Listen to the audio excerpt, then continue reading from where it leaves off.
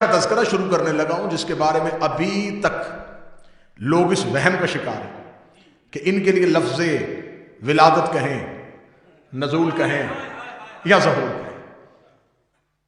ولادت بھی لکھا جاتا ہے، ظہور بھی لکھا جاتا ہے، نزول بھی لکھا جاتا ہے، لیکن میں پوری ذمہ داری کے ساتھ کہہ رہا ہوں کہ یہ تینوں لفظ جو تھے یہ چھوٹے ہیں۔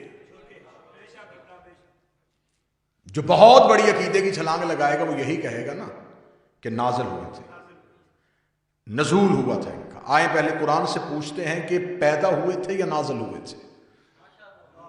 جشن تو یہیں سے شروع کرتے ہیں نا جی سرکار۔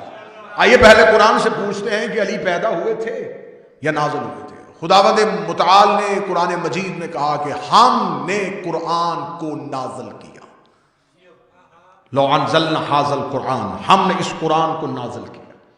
دوسری جگہ پہ خدا نے قرآن میں کہا کہ ہم نے رسول کو ذکر بنا کے نازل کیا۔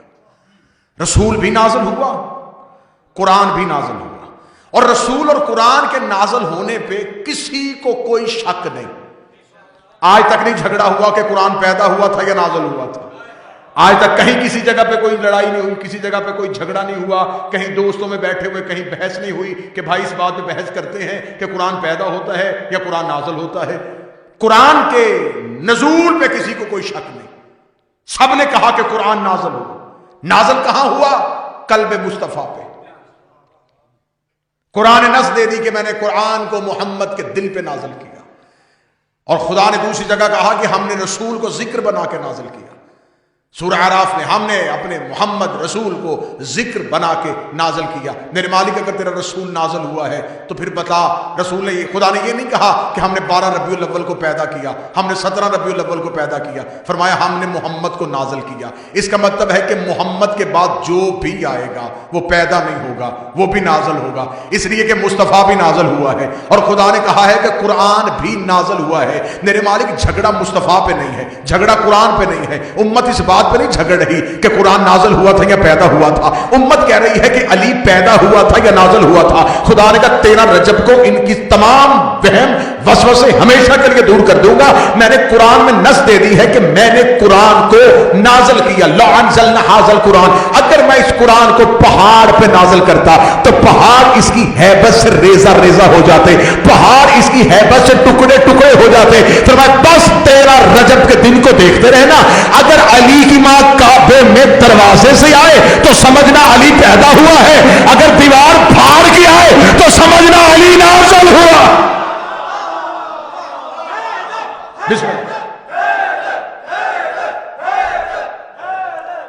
ہم نے قرآن کو اگر پہاڑوں پہ نازل کرتے تو پہاڑ اس کی ہیبت سے ریزہ ریزہ ہو جاتا۔ تو آج میرا مفسرین سے، قاریان اور حافظان قرآن سے سوال ہے کہ اگر قرآن نے دعویٰ کیا ہے تو دلیل دو۔ قرآن کا دعویٰ ہے کہ اگر یہ پہاڑ پہ نازل ہوتا تو پہاڑ ٹکڑے ٹکڑے ہو جاتے۔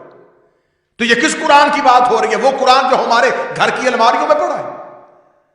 تو اگر یہ ہمارے گھر کی الماری میں پڑے ہوئے قرآن کی بات ہو رہی ہے تو قرآن کا تو دعویٰ ہے کہ یہ پہاڑ کو بھی ٹکڑے ٹکڑے کر دیتا ہے۔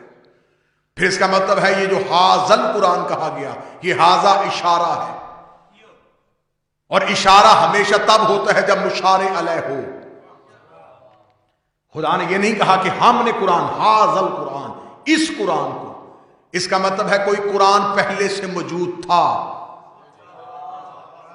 متوجہ ہیں صاحب؟ جس کے بارے میں خدا کہہ رہا ہے کہ ہم اس قرآن کو اگر پہاڑ پہ نازل کرتے تو پہاڑ بھی اس کی ہیبت سے ریزہ ریزہ ہو جاتا، پہاڑ بھی اس کی ہیبت سے ٹکڑے ٹکڑے ہو جاتا۔ ہم نے مصطفیٰ کو ذکر بنا کے نازل کیا، اور خدا اسی آیت میں کہتا ہے کہ ہم نے اس کے گواہ کو اس کے پیچھے ہی نازل کیا۔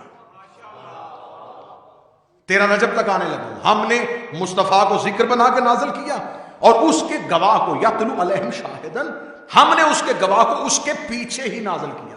میرے مالک اگر مصطفیٰ نازل ہوا ہے تو اس کا گواہ کون آیا ہے؟ قرآن کی دوسری آیت نے سر اٹھایا، بسم اللہ الرحمن الرحیم، والشمس والضحیٰ والقمر اذا تلاہا، قسم ہے مجھے سورج کی اور اس چاند کی جو سورج کے پیچھے آ رہا ہے۔